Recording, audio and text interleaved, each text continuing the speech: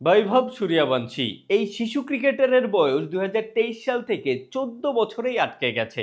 গত বছর অর্থাৎ ২০২৫ আইপিএলে বৈভব যখন লখনৌয়ের হয়ে দল পায়, তখন আইপিএল কমিটি খুব ঢাকঢোল পিটিয়ে অ্যানাউন্স করে যে বৈভব সূর্যবংশীর বয়স ১৪ বছর।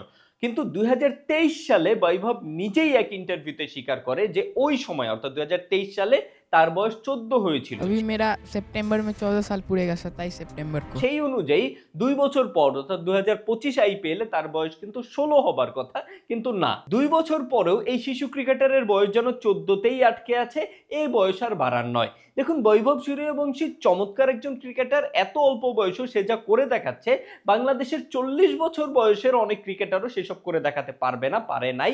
এই বিষয়গুলো নিয়ে আসলে কোনো দ্বিমত নাই।